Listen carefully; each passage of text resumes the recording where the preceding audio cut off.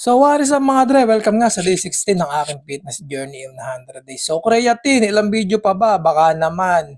So whey, ilang video pa ba? Baka naman magkaroon. So napag-realize ko mga dre, hindi lang pala talaga biro kapag nagseryo ka sa fitness journey mo.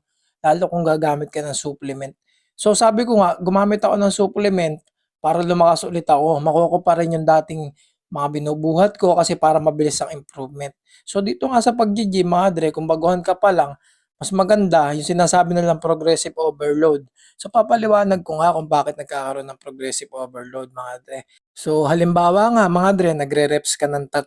So ibig sabihin nga ng reps mga dre, yung repetition mo. Halimbawa 12 o 8. So ayun mga dre, nagkakaroon ka ng repetition. So 3 yun, minsan 4. Katulad sa akin, 4 mga dre.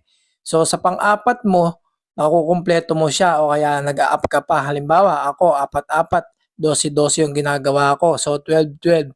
Yung pang-apat ko, minsan, kinakapos na ako sa bigat, nagdadagdag pa ako, nagiging 15. So, minsan naman, iba yung way ng progressive overload. Minsan, nagdadagdag ka ng barbell o kaya ng bigat sa huli. So, yun yung tinatawag na mga progressive overload. So, nag-gain mo yun habang nag-gym ka. So, doon nagsisimula yung mga improvement, lumalaki yung mga tricepness mo, lumalaki yung mga bicepness mo dyan, tapos yung mga puwitan mo dyan, mga dre. So, yun nga, mga dre.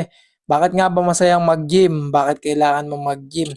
So, unang-una, nagkakaroon ka ng barkada. Tapos, nakakaiwas ka sa stress. Kasi yung utak mo, nalilipat sa focus, mga dre. Hindi puro pag-iisip ng kung ano-ano yung nangyayari sa buhay mo. So, yun nga lang, mga dre, ang disadvantage talaga ng pag-gym, kailangan mo talaga siyang gastusan. Kaya sinasabi ng iba, anong gym-gym lang?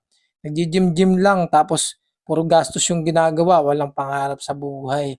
Eh, ganun talaga mga dre kapag hindi nila nakikita yung halaga ng pagbabayad mo sa gym, yung halaga ng pagbili mo ng supplements, kasi magkaiba naman kayo ng tinatahak na way. Kung merong iba mga dre na gusto nagtatrabaho, ayaw mag-workout, so hayaan nyo lang sila. Minsan naman, gusto nilang mag-workout tapos may trabaho sila, hindi na rin kasya sa oras nila.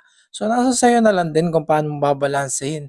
So katulad ko ang napakabising tao, binabalanse ko lang. So para sa akin, mas maganda talaga yung nagbubuhat ka ng umaga. Para yung energy mo pagkahapon, pagkapagabi na, patulog ka na, mas low energy ka na. Kasi kung gabi ka nagbubuhat, parang active pa rin yung mga muscle mo, active pa rin yung pagtibok ng puso mo, malakas pa rin. So, yun na nga, mahihirapan kang matulog. So dito nga sa pag-gym mga dre, hindi lang naman basta-basta nag-gym ka, hindi lang naman basta-basta